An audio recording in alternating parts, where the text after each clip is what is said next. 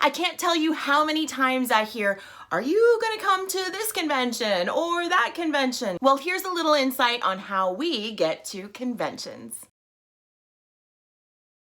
It seems most people online think that we get to decide which conventions we go to. Unfortunately, that's not the case because I would go to all of them. Voice actors have to be invited to attend by the convention staff. You wouldn't show up to someone's wedding without an invite. Well, the same thing goes for a con. It's kind of rude. How do con staff decide who to invite? Well, I'm not sure what goes into every con's guest picking process, but most ask their attendees for ideas. If there's an actor you want to see at your local convention, let the staff know. Does that mean they'll definitely be invited? Well, no, but it gives them a better shot. Besides, there are still many more factors to take into consideration after we get an invitation. Conventions should cover the travel expenses and hotel costs of their guests. Does this mean I can order all the room service and pay-per-view I want? No, I still have to pay for that stuff. They only cover the cost of the hotel room itself. If I'm flying to a convention, then the con should pay for my flight. Or if I drive, they should cover the cost of my gas. As far as meals go, many conventions offer either a green room, a place where there's warm food and snacks available, a per diem, money to pay for meals, or both.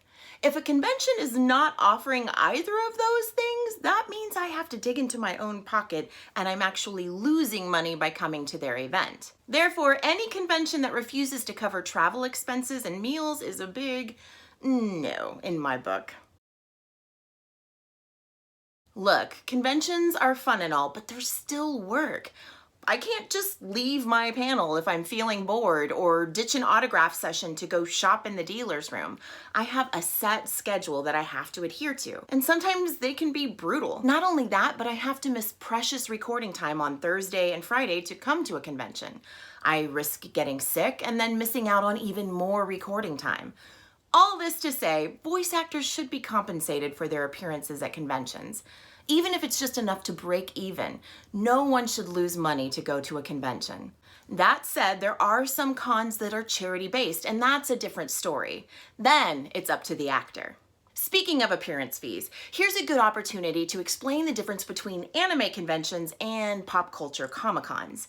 If you see me at an anime convention, I have several panel discussions a day, and I offer free autographs at specified autograph times, usually about an hour or two long. At pop culture and Comic-Cons, I might have one panel discussion a day, and I sit at a table all day long charging for autographs. What's the difference?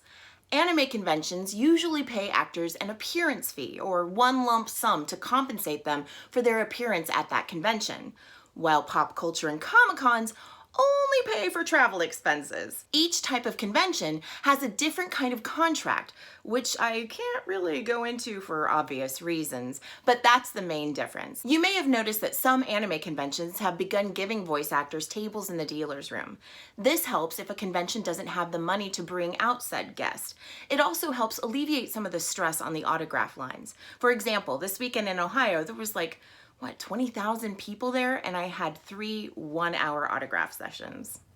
We charge at the table because we're compensating for the loss of income from the appearance fee, but also because it's our free time. I don't get to just go up to my room and take a nap, but also it allows me to have my merch out since I can't always do that during a 1-hour autograph session. Another deciding factor when it comes to conventions is the convention itself. If I'm invited to a convention I've never heard of before, I'll ask my fellow voice actors if they know anything about it. Am I going to be safe? Is the con organized? Are they respectful to guests? How do they treat the attendees? Because that's really important. Will they be mad if I stay longer at my autograph signings than I'm scheduled for? These are all things I have to consider when going to a new convention. It's kind of scary. You're putting yourself in the hands of strangers for an entire weekend. Believe me, I've had some miserable experiences that I don't ever want to repeat. The best way to keep that from happening is to always be in the know. Conventions have become a huge part of the fandom world. I absolutely love going out there and meeting y'all. I would go to a con every weekend if I could. The thing is, I can't go if I don't feel like they're going to take good care of me, or more importantly, you. Hope that helps make the whole convention thing a little clearer. Remember, if you want to see a specific guest at a convention, let the convention staff know. That's it for now. Much love to all of you.